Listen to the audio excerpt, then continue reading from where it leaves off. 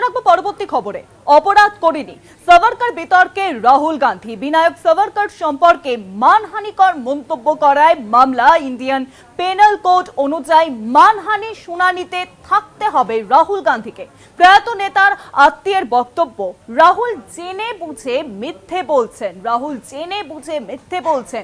অপরাধ করেনি সাভারকর বিতর্কে এবার রাহুল গান্ধী এই মন্তব্যই করেছেন। বিনায়ক সাভারকর সম্পর্কে মানহানিকর মন্তব্য করায় মামলা। ইন্ডিয়ান পেনাল কোড অনুযায়ী মানহানির শুনানিতে থাকতে হবে রাহুল গান্ধীকে।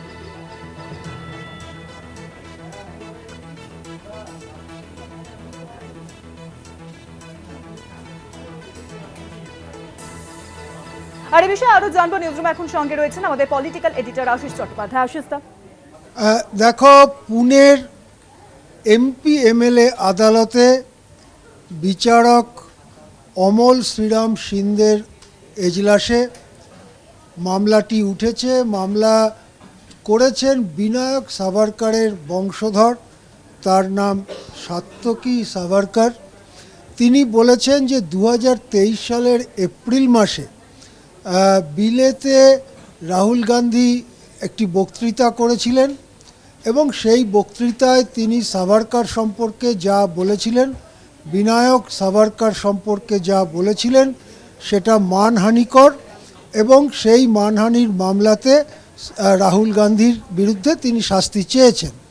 রাহুল গান্ধীর উকিল পুনের এই আদালতে উপস্থিত হয়ে বলেছেন যে রাহুল গান্ধী মনে করেন যে তিনি কিছু অন্যায় করেননি। এই পরিস্থিতিতে 29 জুলাই পরবর্তী মামলার তারিখ ঠিক হয়েছে এবং ওই দিন রাহুল গান্ধী নিজে এই মামলায় এজলাসে উপস্থিত থাকতে পারেন। এটা হচ্ছে এখনকার মতো খবর। এখন রাহুল গান্ধী কি বলেছিলেন, বা বীর সাভারকর বলে যাকে চিহ্নিত করা হয় হিন্দুত্ববাদীদের পক্ষ থেকে, তার সম্পর্কে রাহুল গান্ধীর বক্তব্যটা ঠিক কি? রাহুল গান্ধী যে ধরনের বক্তব্য রাখেন সাভারকর সম্পর্কে, তার দুটো দিক রয়েছে। একটা দিক হচ্ছে যে সাভারকর শেষ পর্যন্ত ব্রিটিশ প্রশাসনের কাছে ক্ষমা প্রার্থনা করে তার কারামুক্তি ঘটিয়েছিলেন এবং ব্রিটিশ প্রশাসনের সঙ্গে, অর্থাৎ পরাধীন ভারতবর্ষে ব্রিটিশ প্রশাসনের সঙ্গে সমঝোতা করেই চলেছেন। এটি হচ্ছে একটি ধরনের সমালোচনা, যেটা তিনি নানান উদাহরণ দিয়ে বিভিন্ন সময় বলেন।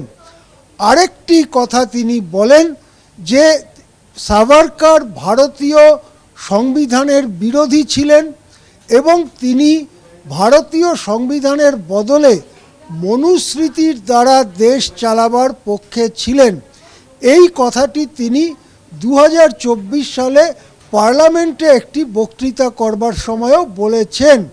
2023 সালে বিলেতের বক্তৃতা আর 2024 সালে পার্লামেন্টের বক্তৃতা দেখলে সাভারকর সম্পর্কে রাহুল গান্ধীর যে মূল অভিযোগগুলো সেটা স্পষ্ট হয়। এই মামলাতে যেহেতু সংসদের ভেতরকার বক্তব্য নিয়ে মামলা করা যায় না, সেই জন্যে এই মামলাতে বিলেতে রাহুল গান্ধী যা বক্তব্য রেখেছিলেন সেটা নিয়েই মামলা করা হয়েছে। এখন ইতিহাসের দিকে যদি আমরা ফিরে তাকাই, রাহুলের এই বক্তব্য ঐতিহাসিকভাবে মোটের ওপরে সত্য। এটা ঠিক যে একসময় বিনায়ক দামোদর সাভারকর তিনি ব্রিটিশদের বিরুদ্ধে লড়াই করেছিলেন, তার কারাবাস হয়েছিল। সেই কারাবাস থেকে মুক্তির জন্য তিনি ক্ষমা প্রার্থনা করেছিলেন, অবশেষে তার মুক্তি ঘটে এবং শেষ দিকে তিনি ব্রিটিশ প্রশাসনের সঙ্গে সমঝোতা করে চলেছিলেন। এর অসংখ্য উদাহরণ ইতিহাসে রয়েছে। ভারতীয় সংবিধান সম্পর্কে তার যে বক্তব্য, সেই বক্তব্যটা হচ্ছে সংবিধান নয়, মনুস্মৃতির দ্বারা দেশ চালানো উচিত। এ ব্যাপারেও সাভারকরের নিজের মন্তব্য অনেক পাওয়া যায়। কিন্তু সাভারকরকে একজন বিশ্বাসঘাতক বা বেঈমান বলা যায় কি, যে প্রশ্নটা অনেক সময় হিন্দুত্ববাদীদের পক্ষ থেকে করা হয়, সেই ব্যাপারে হিন্দুত্ববাদীরা বলেন, বা এই সংসদে বক্তৃতার পরে বিজেপি শিবির থেকে কিরেন রিজেজু যে কথা বলেছিলেন, সেটা হচ্ছে যেভাবে রাহুল গান্ধী বলেন সেইভাবে তার ঠাকুরমা ইন্দিরা গান্ধীও বলতেন না।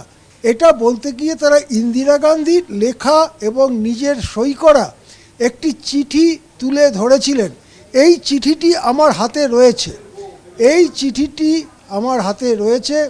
এই চিঠিটিতে ইন্দিরা গান্ধী বলেছিলেন যে সাভারকর একজন ভারতের বিশিষ্ট সন্তান।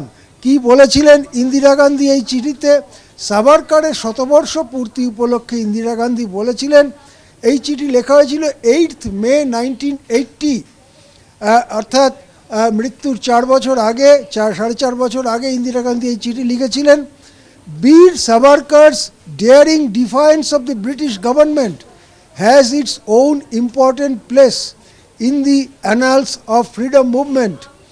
I wish success to the plans to celebrate the birth centenary of this remarkable son of India. এটা ইন্দিরা গান্ধী বলেছিলেন।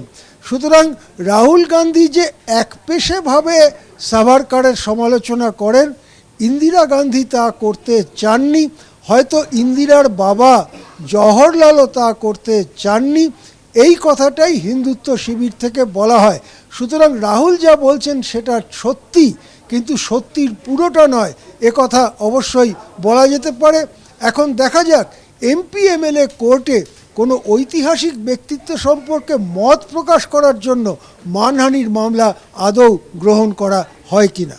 হ্যাঁ, অনেক ধন্যবাদ আশিস। দ্য নিউজ রুমের সঙ্গে ছিলেন আমাদের পলিটিক্যাল এডিটর আশিস চট্টোপাধ্যায়।